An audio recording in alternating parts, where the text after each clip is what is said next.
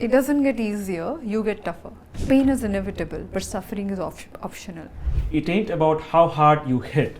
It's about how you can get hit and keep moving forward. That's how Yes. winning is done.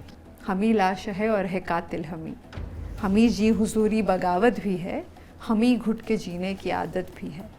Yeah, like the saying goes, if you want to do something different, you need to be something different. The magic happens when we really start exploring and experimenting. Welcome to part 2 of We Think Equal, Reset to Rise episode on the We Think Equal podcast powered by NEC India.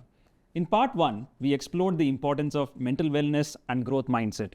Today, we continue our conversation with Aditi Surana, a high-performance coach and behavioral analyst who has worked with over 1,000 CXOs. Aditi will be helping us understand how professionals can overcome leadership challenges, accelerate their careers, and sustain well-being.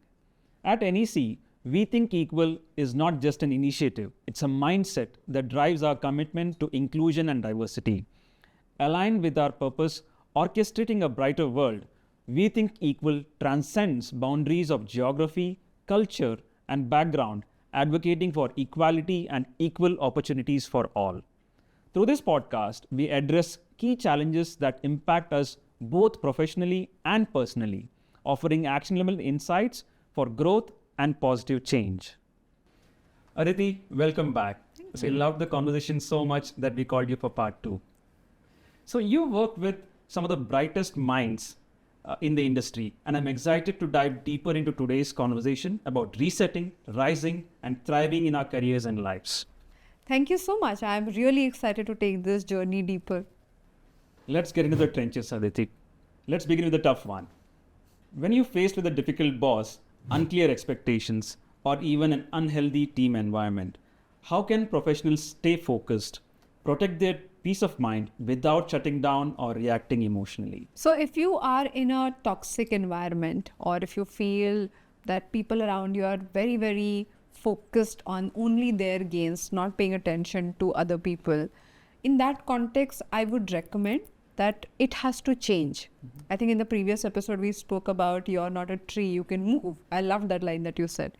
But let's take from that and we can make the changes. And people, when I offer that option, they say, no, I can't change my job. I have all these responsibilities. Then can we start making partial changes? One, can you find something else that would take care of your finances so that it can create that little buffer for you? Okay. One option. Second, can you really change the job? But I would also recommend that if there is a situation that I feel I can't handle and it is getting under my nerve and something that I absolutely can't stand, I would not give up on that job until I have learned how to deal with it. And this is a tough one because sometimes you say, but that is taking away all my joy and I'm feeling burnt out, then take a call and leave. Yes. But if that you haven't reached that point and if you feel you still have in you to fight or be resilient, use this opportunity to train yourself. This is the toughest environment to train. So I call this training in the war. Wow. Not before the war, not after the war, but training in the war, which is extremely tough. So most of the time when you look at the people who are bringing that kind of rage to you and triggering you, every single person, every single problem can become your area of what can I do? How can I improve it? Is there something I can do to change it? Are there any possibilities for me to go around it if you are committed? So it's like, I'm trained as a yoga teacher. And when we are under very, very complex yoga position, the teacher would say, breathe now that your body stopped moving further. You're supposed to breathe. You're not supposed to just get to that position and come back. You go there and you breathe. And this is where your mind starts realizing that I want to build tenacity here at the most complex point. I have coined a term for this. I call it stress appetite. Okay. Mostly people look at stress and they say, hey, I want to avoid it. I don't want my life to be stressful. But every high performer I have ever worked with, Xavier, they have invited certain kind of stress in their life. They knew I don't have the skill. They walked towards it, found the best possible teacher or somebody that they could learn from, or they committed already that I would do this and then build the skill for it. But they created stress. And stress is not always a negative idea. We consider it negative when we don't have the tools to deal with it. Yes. But if you have tools to deal with it, the same concept can become your game to challenge yourself, to improve yourself, to become way better than you had ever imagined. So that appetite to deal with stress has to increase. We all know, like when we were very young, like first, second standard, the math level were lesser. As you increased your ability to deal with better math, you became more and more comfortable. Confident also. Yes. And then you look back and say, oh, plus, minus, that's so simple. Same with stress. If today what you think is stressful, tomorrow when you'll have different skills, the same situation will become very simple. But that's our job. Yes. And I wouldn't miss an opportunity to learn faster if I'm in a toxic environment. I think when you have a solution-oriented mindset, I think stress becomes easier and it becomes like a tool for you to get improvement in your career as well. It doesn't get easier, you get tougher. Right. So it starts feeling more comfortable. Good way of Yeah. seeing it, yes. Now let's talk about conversations that make people nervous. Like approaching seniors or leaderships, asking for help or feedback can feel uncomfortable. How can someone do this with confidence while keeping the conversation respectful and outcome focused? If you know you're scared, then like as a speaker, we do it all the time, that you practice. First, you practice alone. Okay, when you feel more comfortable about it, you go and practice it with people that you can trust. So it could be your wife, your husband, your friend, anybody, but just practice it with people and they'll give you feedback. And then you'll know, okay, how comfortable you are. But if you still have the physical jitters, know that there's something in your mind which is cooking up as a story about it. Like you're imagining talking to your senior and they're insulting you. Then ask yourself, and this is like a little mind map I would do. Okay, simple technique. Let me just walk you through this. So right in the center, I want to ask this question to my boss. Then think about 5 ways in which your boss would react. It could be the boss would be like, oh my God, that's a brilliant question. 2, how dare you ask me this question? Yeah, so just like write, write, and in everything in between. So write like 5, 7 options. And then ask yourself, if he does this, what would I do? If he does option B, what would I do? And walk through each one of them. And then when you feel you've covered the ground, then go play the game. You still might make a fool of yourself. You still might not get the great response. But this time you went in with all the tools in your kit. Yeah, if when you go there and you have no tool to count on, you feel stranded. You feel fight, flight and freeze response. But if we have tools, generally we have something to fall back on. And it might not be the best option. But you have something in your toolbox that you can use. But not asking for help, not asking for proactive ways to improve is slowing down your growth curve, especially in leadership terms. Yes. I've worked with many leaders and I ask, who do you promote? From your team, are the hardworking ones you promote? Are the most reliable ones you promote? Like, how do you decide who will you promote? And I have found a little pattern. People say those who start solving the problems before they exist.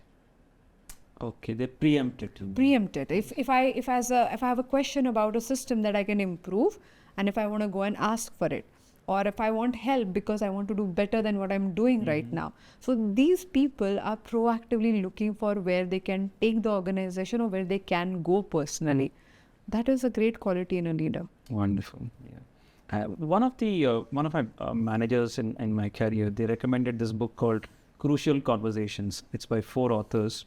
It's wonderful. I mean, especially for me as a supply chain professional, it helps you in understanding how do you start with the setup of the crucial conversation. How do you go about it? How do you make both the people or the people in that conversation comfortable, safety-wise, mindset-wise, and you align for the common goal? If you think about that, the conversation becomes that much easier. And your ability to have crucial conversation is directly proportionate to how fast can you grow as a leader. Absolutely. And in leadership position, most of the time you just have to have these crucial conversations every single day. Yes. So if you're lower on the rung, you will have probably would do it once a year. If you're really on the top, you would do it 3 times a day. So if that is what you got to do, you might as well master it. I actually try to do this. I try to nudge my team members N-2 and N-3, slowly expose them to the leadership conversations so that they get comfortable and not nervous. They break it down that it's just a human being. You know, the aura around the person is. You can converse with the person. You can make your statement. How do you do that? Give us like 1-2 example. I think I have not learned You about need to removing prepare it. them. I mean, it's not that you just throw them into the ocean and make them learn swimming. You need to make them understand that expect these questions in that conversation. Make them prepared that if you get this question, what do you think your answer is going to be? And a brief gist of what is that they are looking for in that outcome. Make small improvements in that. Wonderful. So instead of talking to like the direct boss, talk to 1 degree higher. Talk to the most difficult person in your team. So just see how you're dealing with those smaller Outside your team changes. as well. Yeah, exactly. So then you will feel more comfortable. Yes, that's a very good suggestion. Thanks, you, Aditi. Here's something most of us struggle with, but don't admit easily: failure. When things go wrong, it's hard not to internalize it. What's a constructive way to process failure and bounce back without letting it dent your confidence? So once I wrote this one line which went little viral on social media. I said, rejection is kindness. Wow. Okay. Because whenever you fail, whenever you're rejected, and if you look back, all our failures have actually opened the spaces where we learned things, we understood ourselves, and those things happened. It made the person that you are. Yes, but we don't think about this while it is happening. We can only think about this in the hindsight. But if you start training your mind that failure is kindness, rejection is kindness, and it's a matter of perspective. Yeah, because if you go to fail, you will fail anyway. Yes. Right? If you go to like really have that big lesson or a slap on your face, we're going to have it anyway. It's the perspective that makes the shift. One of my favorite authors, Haruki Murakami, says this line, and I can't get enough of it. He says, pain is inevitable, but suffering is optional. So when you're actually suffering through the process of your failure, is because your mind is creating all these scenarios. So most people focus on not failing. Yes. I would like to focus on recovering faster. I think I would like to quote one of my favorite dialogues Yes, from a movie please. that kept me going in my difficult days in the early days of my career. It's a dialogue from a movie called Rocky Balboa. Okay. And Sylvester Stallone, he's the character Rocky, and he's saying this to motivate his son, who's actually going through a tough time in corporate life. He's failing in corporate life. And he says, it ain't about how hard you hit. It's about how you can get hit and keep moving forward. That's how winning is done. Yes. That kept me going. Yeah, but imagine winning is done like that. So there's nobody I've ever met who has not failed. But there are people who showed up and there are people who did not the next day. So if you are one of those who would like to show up, then know that this will happen and this is a part of the game. So let's focus on getting up faster back in your cycle so that you can continue to move faster. As exactly what you're saying. Right. But yeah, I like the delivery. Yeah. Thanks to Sly. I want to pick up something you often talk about, being a victim of your own head. How can someone recognize those mental triggers or thought loops before they spiral into anxiety or self-doubt? First of all triggers are coming because we do not know there is a victim story at the core of it. Every trigger. So if you're triggered because of other people's inefficiency, you're triggered because people talk to you in a certain manner, you're triggered because you're not recognized, all of them. So there's a principle I follow. Behind every trigger, there's a victim story. And victim story tells you that why is it happening to me? Why am I the only one? Why these people are doing this to me? Why can't they understand? I work so hard, but they don't get it. And this is a story. And the second approach, the opposite approach, is a hero story, which you already mentioned, the small part of solution orientation. What's the difference between a victim and a hero is a victim would say, this is happening to me. A hero would say, what can I do about it? Yes. So if you change that and say, okay, I'm triggered. And if I say, I'm not somebody triggering me, you don't give the remote control in their hand. Right. You know, that's a typical scenario. We wake up, we have 10 remotes and we go around. I'm like, you take one, you take one, you take one. And anybody can press the button and we keep reacting to it. And you say, why are you pressing the button? Stop pressing the button so I won't react. But triggers, and Viktor Frankl has done great work on this. He has written about it in Man's Search for Meaning. He says, and he was a Holocaust survivor. If you don't know Viktor Frankl, you know, for our viewers, please read this book because he is a Holocaust survivor.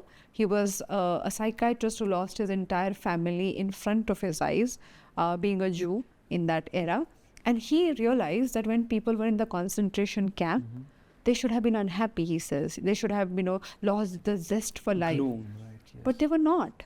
And he said, how is it possible? All my psychiatry, all my learning is failing because under this dire situation, how can these people even think about smiling and laughing and the people dying? But because for people, any situation of discomfort, if the perspective changes, if they don't feel like victim or if they accept the problem there, they start changing and looking for the solution.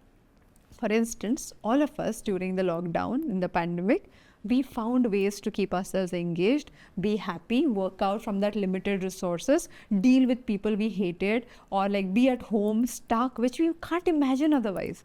But we did that because we accepted the situation, and at some point, most of us, I would not say all, most of us moved from the victim story to a hero story. And we said, hey, I can't change this. What can I change? Yes. Where can I find solutions? And that is a fundamental aspect of accepting that this is where I am contributing to the trigger. So when you do that, a few things one can do. When you're triggered in the moment, pause and reflect. Like between, Viktor Frankl says that between every stimulus, which is a trigger, and reaction, there is a space. And because we can't access that space, we cannot pause and we can't do much. Okay. But if you start learning how to access that space, is where the responses will become more practiced, they will become more calming, they will become more thoughtful, but we don't get the time to reflect. So my request is to spend that time. If you're triggered, any day that you're triggered, don't let it just pass it, oh, today I had a bad day. No. You felt triggered because there was a victim story. Yes. Address the story, pause there, address the story and say what else is possible. Would you be able to give some guidance on how to build resilience against anxiety or self-doubt? So two completely huge topics. Like when it comes to anxiety is a huge We're topic. going to the heavy end of the conversation. And the other one is self-doubt. So let's take one by one. Whenever it is anxiety, there's a pattern to your anxiety. And most people feel anxious not because of their failure, but mostly because of the accidental success. Okay. Okay, which means they do something and they get the result. And now they're anxious, how will I do this again? And in corporate world, you are expected to reproduce your results. In relationships, once you do it, you make your partner feel good the first time, they expect you to do it again. And then it becomes an anxiety game because you're like, I wanted to do it and I did it somehow. Now that I'm expected to do it over and over again, or pretty much day in, day out, month after month, that becomes anxiety. One of the reasons. There are many physical reasons for anxiety, many chemical reasons for anxiety. When people have certain hormones that are off, when people have certain vitamins that are off, anxiety can become like, multifaceted game. But I found, I started approaching, especially during the lockdown, we did this initiative with calmness. So I say, hey, can you deal with anxiety as it is? Probably not immediately. And you must go through a therapy and you must go through a different method. But if you are anxious, not as a chronic level, but at like a everyday level, the tools that I'm suggesting, I'm being very careful because some people do require therapy or medical attention. But if that is not the case and it is everyday smaller level of anxiety, here are the options that I would like to talk about. So I think journaling can do a great deal for you. You write down. Right? Write down, because most of the time the stories that are building, that are going round and round, and we don't know why these stories are functioning like that. So we really want to understand, but we are like, oh, okay, my mind is in a loop. For me to break the loop, I need to do something different. So writing it down, and then as you were saying, look at this again after some time. Or don't look at it, just writing, just throwing this thing out there, whatever is boiling inside you is really, really helpful. Yeah, like the saying goes, if you want to do something different, you need to be something different. Yes, and that begins by changing some micro perspectives. The second thing we did during the lockdown is I felt everybody was responding to the whole pandemic, right? So I wanted to participate and I also wanted to do my bit. I picked up a particular technique that I developed around 20 years ago. My mom was diagnosed with type 2 diabetes, which is stress related. And I felt I must do something about it. And there's a particular stroke formation. I call it handwriting yoga. I developed it and I call it calmness stroke. And I started teaching people this whole idea about you don't have to stop the entire anxiety, but can we add one spoonful of calmness in our day? Wow. And because mind is follows body, instead of trying to talk to your mind, which is going all over the place like this, you say, hey, can I follow the body? So handwriting yoga, because I love yoga and I come from that lineage, I felt if I do a micro movement, which I connect with my breath, and there's like a S formation. There are 5 specific instructions that I've developed, and it's available on our YouTube channel, everywhere, that pretty much on social media. But this particular stroke allows your mind to kind of calm down. It kind of, so when you do this formation, I ask people to breathe slightly deeper. So there is movement and there is deeper breath. And as you keep doing it for an entire page, your mind starts following the movement. And it creates flow and it creates calmness. And your mind can't rush at the pace it was just 15 minutes before. So we started as a knee-jerk reaction of the situation that we were in. In the 2.5 years, we ended up teaching it to 40,000 people. And Xavier, like so many times when I travel, I meet people and they would say, hey, that particular stroke has helped my mother, has helped my child, has helped this particular colleague. One lady reached out to us and she said, for 21 years of my life, I had tremors in my hand. Okay. And because she was so anxious. And she did it for 21 days. And I was like, how? It just blew my mind. I'm like, how is it even possible? But in 21 days, her tremors went away. She made videos and sent it to us. She kind of like showed me some paintings that she did after that. But I feel sometimes bodies can do things that minds can't. True. So, meditation is the best way to create the counter for your anxiety. So one has to try tools, different kind of tools to figure out. What might work for them. Yes. And I recommend the S-stroke because I've seen magic with it. But whatever works for you. You got to find one spoonful of calmness in your day for sure. Works for you. I'm going to give it a shot. Please, please. And to wrap this segment, equality often feels like something we wait to receive, right? But what does it look like when someone takes responsibility for feeling equal, regardless of their role, title, or background, especially in situations where they might feel overlooked or underrepresented? See, that brings me to your previous point of self-doubt, which you're saying, how to deal with self-doubt. Like when you feel people are not treating you as equal, Right. 2 things can happen. One, you realize that they are not understanding the value that I bring to the table. Thereby, I need to create more value for them to also see the value, or I need whatever value I have, I need to communicate with better, or I need to contextualize my value to their problem that they're solving. The second part is I start doubting myself. I start telling myself that probably they're doubting because probably I don't have it in me. Probably I'm not good enough. Probably, and there's like this whole thing. Self-doubt creeps in. Yeah, yes. and then once you have the self-doubt, even if you're existing talent, you can't approach. So I was talking about this, that most stress that we have is because we don't have skill set or we don't have mindset.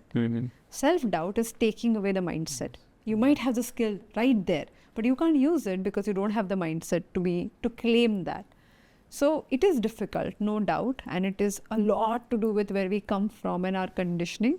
But the very moment I catch myself with that self-doubt, I would ask myself, why does it matter? Why does it matter that I do whatever I'm doing? And there's a poem written by a friend of mine, his name is Parth Vasani. He says in Hindi, he says, hami hai, hami daud mein hai manzil hami, hami लाश है और है कातिल हमी, हमी जी हुजूरी बगावत भी है, हमी घुट के जीने की आदत भी है, मोहब्बत के रास्ते चले भी हमी, मोहब्बत में कटते गले भी हमी, दुआ के भी है हम, जहर के भी है, बड़े मतलबी है जिधर के भी है. Yeah, that's wow. And I'm like, hum hi hai, right? Like at the end, we are the people. Whatever stories that we are giving, whatever narratives that we are telling other people, mostly people treat us the way we treat ourselves. So we are responsible, and we don't want to be responsible. We want to be treated differently, but we are responsible. Yep. So very moment you take that responsibility and tell yourself, if I don't like how I'm treated, what would I like to change? To be treated equally. Right. Or what does that mean to me? And thereby, if I start kind of having that conversation with myself, I call it self-identity based work. Okay. Some part of this work also comes from James Clear's book Atomic Habit, which is like supremely successful book. Yes.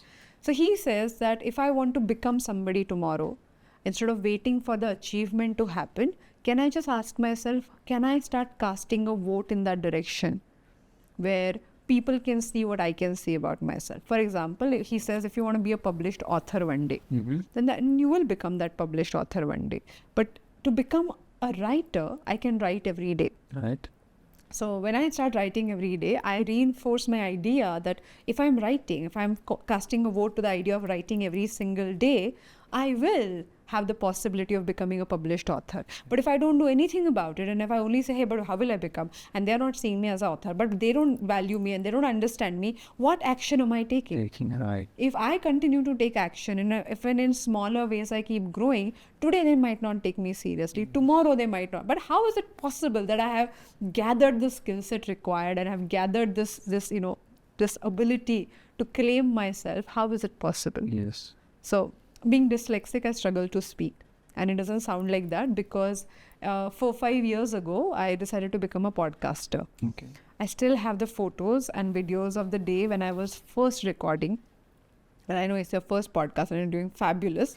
In my first podcast, I had like, somebody told me that there is a technique where you use a pencil to make sure that your tongue moves properly. Right. So I was like practicing with the pencil in the recording studio because I was so nervous. And generally I'm not that nervous, but because language is not my strength, I was sweating in like 18-degree temperature there. And I don't know why. I'm like, it has never happened like that. But there were 5 people listening to me and I was not getting the right tone of my voice. And I was struggling and I'm like, I don't know. I wanted them to disappear because this was scary. And that time I realized because I'm so weak at it, and obviously my producers looked at me and they're like, we don't know how will it is go and all of that. I could see the doubts creeping in. And that was a moment I said, I want to improve this to a point that I become like the fabulous orator that I can see. I know because I read and I think and I speak in one-on-one coaching session. But I want to bring all of this and I want to have the command to be able to speak like that. It took 700 podcast recording episodes. Wow. It took like one podcast that we did was called Daily Mental Fitbit. We recorded every single day. And the reason was not to do it for others, it's for me because I wanted to have the quality or the skill set to a point that anytime I wake up, I want to have the skill to just speak. And now when I go out, people are like, oh my God, you speak so well. You're so effortless, they say. Not effortless. Absolutely not effortless. It's 4 years of continuous struggle. And like people not giving up on you, constantly receiving feedback, the numbers doing poor, and then you keep working at it. Finally, you're like, you look effortless because you have not given up on yourself. Not because you're good at it, because you're bad at it actually. So that's where like a failure can become your way of guiding tool, because if the numbers are not good, I'm like, I will not stop until I don't crack the code. And I feel I have a long way to go even now. I meet some fabulous storyteller. I'm like, I would like to learn that. And I see people who are amazing orator. I'm like, I would like to learn that. But now the game is much easier because the doubt is not part of it. Right. So it's visualization is just not enough. You have to take those small steps to get to that point. I feel visualization is engaging one sense. Right. Yeah, so right kind of technique of visualization that we use for leaders involves more than 3 senses, which means you have to create probably the touch element to it, the fragrance, if that works, or audible way of, like, like you kind of bring in like the multiple sensory experience. It's not visualization, it's letting your mind believe in something. And that is not always visual for everybody. There are people, and neuro-linguistic programming speaks about it, there are people who are differently abled. Some people are amazing with the visual, some people have like better kinesthetic skills. So depending on where you stand, you require that. But when people only do vision boards and they only visualize, it doesn't work, and then they get disappointed because anything that you put out there about your future identity, it's not convincing others. You got to convince your nervous system, and if I may take one step ahead, you got to convince your nervous system about the possibility of it. Okay. So when you imagine yourself in the future self and you feel scared and you feel no, and if you have still that doubt somewhere in your nervous system and you're not calm being the person that you think you would like to become, there's a lot of work to be done. And only visualization does not create the effect that you're looking for. It is the action plus visualization, or action with imagination, action with all these believing things, but it's action, action, action. Yes. Unfortunately, people act only when there is a dog behind, only when the boss is like really, really giving deadlines. People don't act because they want to become the person that they want to become. So I love the thought that James Clear brings is like, cast a vote. Every morning that I write, I'm casting a vote to the author that I want to become. Every time I work out, I'm casting a vote to the healthy old version of myself that I want to become. And So that person is going to thank you for that. Yes, right. And like as a parent, you would agree, like every interaction with your daughter is you casting a vote to the older version of herself. So it is not once in a while, it's every conversation. Absolutely. Same with your own self. So have the conversation with yourself as if you're contributing to your future self. Yeah, that's been wonderful deep conversations. Now let's move on to have something fun and light. We call this segment Quick Leadership Sparks. Okay. You've got to answer the first thing that comes to your mind. Ready? Yes. Number 1. Best way to kickstart your day. Gratitude journal. Nice. Number 2. Key to staying focused at work. Know my why and reiterate it over and over again through the day if possible. I also have, I believe that one can create like a screensaver of that one little why that you really inspired by. And the screensaver subconsciously keeps programming on your phone. So Wow. Okay. I think that's something you can advise people, Yeah. especially in the starting days of their career. yeah, and overall, I think older you get, more you forget about your why. You have to keep reminding Yes. yourself, why do you do that? Correct. Number 3. One habit every leader should have. The ability to break habits. Ah. Okay. Didn't think about that one. So because habits are built when things become automatic, and your brain gets comfortable with the very moment it goes on automatic mode. So in yoga practice, we believe that if you, the very moment you get into a particular posture, and if you get comfortable there, your mind starts getting settled, and thereby you create the habit of doing the same thing over and over again. And that's not growth. So if you want to lead, you have to learn, how can I challenge myself? So you master a skill till a point that you become comfortable.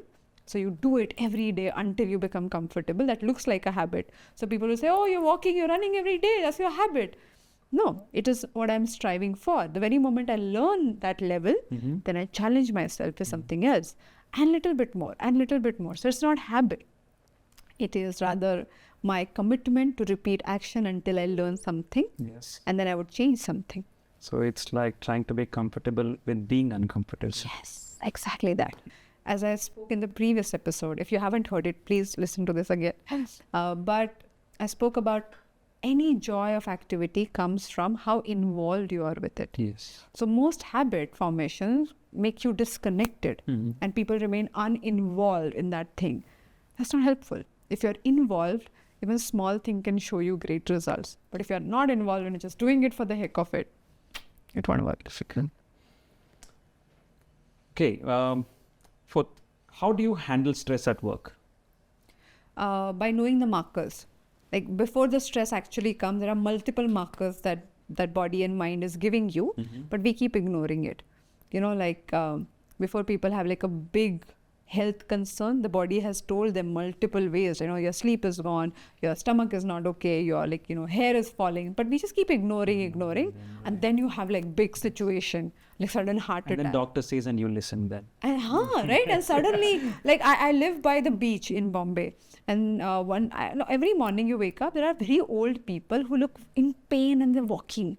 And I also wonder, like, why these people are so unhappy to wake up in the morning and they're still on the beach. And one day my mom brought it to my attention. She said they are unhappy because they have physical pain. I'm like, really? She's like, yeah, because of the pain. Now, because the doctors have given ultimatum, they have to walk. So now they cannot avoid walking. But it is so painful. So don't wait for that point. That stress is an indicator. Wow. Okay. Number 5, quick tip for team motivation. Have a common problem statement. Okay. If you don't have a problem statement, everybody start thinking in their own manner. So keep reiterating, keep repeating. A common goal. Yeah. Yes. Number 6, favorite way to reset during a busy day. For me, the S stroke, the calmness S stroke, Number 7, biggest mistake leaders should avoid. punishing people for making mistakes. Okay. I thought I was going to get introspective.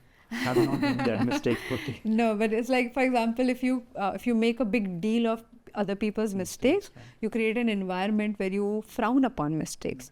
And But if you need to also tell them to improve on those. of course, but I you have this mantra, everybody in the team gets to do one mistake once. Others cannot repeat that mistake.